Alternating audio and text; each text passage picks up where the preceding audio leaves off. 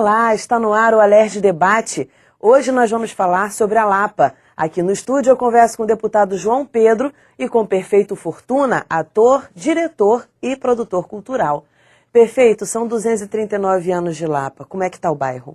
Tá jovem, né? Apesar dessa idade toda, a gente tá com... Eu mesmo na Lapa estou há 25 anos, mais ou menos, já é alguma coisa, né?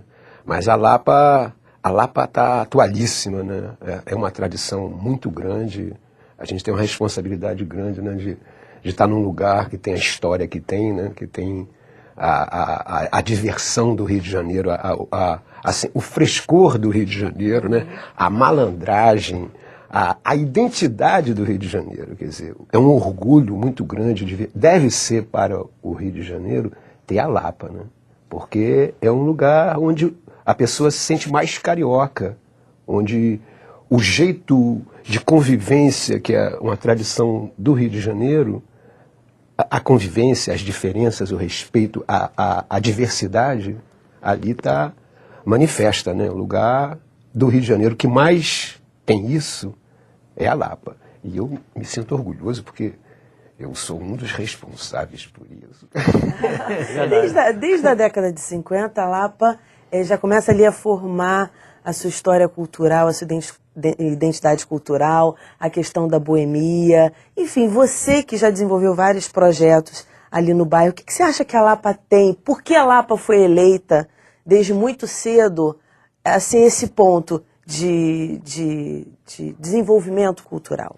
Eu acho que ali tem os arcos, né? Os arcos têm essa idade também, né? Então, os arcos, aquele aqueduto ali, que trazia água lá de cima, deve ter feito ali em volta. E ali também era meio mangue. Antes, a praia vinha até ali. A praia pegava o passeio público. Então, ali é assim, a água descia, água doce com água salgada. Essa mistura dá um negócio de brejo. Brejo é onde o sapo come um pedaço de pau, aí tem um peixinho mais esculhambado. Ali nasce, é o nascedouro do novo.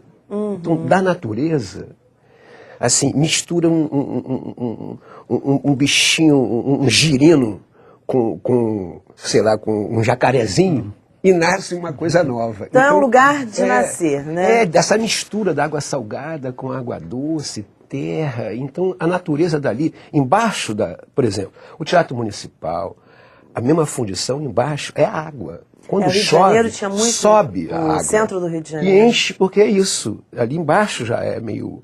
Então, a gente vive continua vivendo nesse lugar. Então, a natureza dali é isso. Como também preservou os prédios ali, preservaram, por causa da utilização, possivelmente também, porque sempre foi uma coisa de diversão, de encantamento, de mistério, né? Quer dizer, a gente vive ali na Lapa um pouco isso.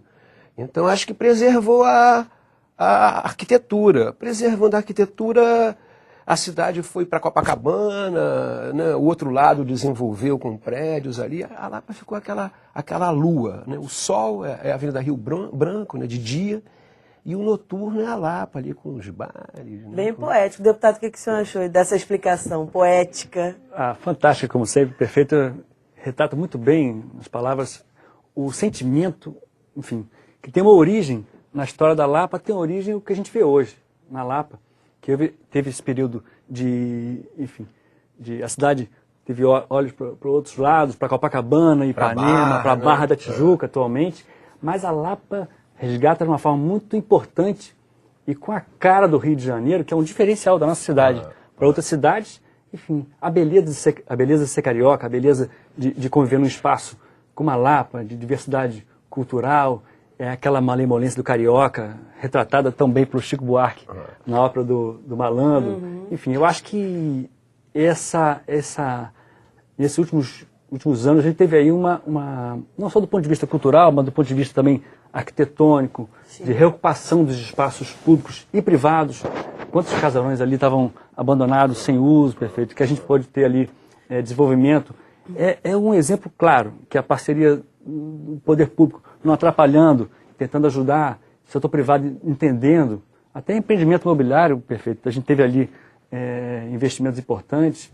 Eu acho que a gente vive ali na Lapa, continua vivendo um momento de ascensão, agora buscando novos espaços, enfim, retomando ali o centro da cidade do Rio de Janeiro como uma área importante para a identidade do Rio de Janeiro.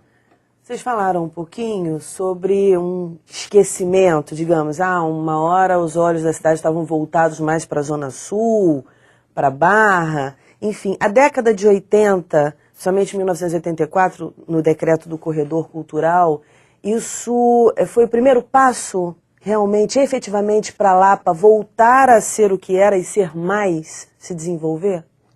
A gente tem muito orgulho de continuar sendo a Lapa, continua sendo a Lapa, quer dizer, a gente mantém a tradição e hoje, inclusive, mais forte do que sempre. Porque se você falar com os mais antigos, o Rui Castro, Sérgio Cabral, Orlando Miranda, pessoas que habitavam aquela região, que estudam aquela região, a Lapa nunca foi tão interessante, tão variada, tão ocupada quanto hoje. Porque o pessoal fica falando do antigo, antigamente. Mas hoje, a gente acha, que foi em 82, sabe? Porque a gente foi para lá em 82 com o Circo Voador.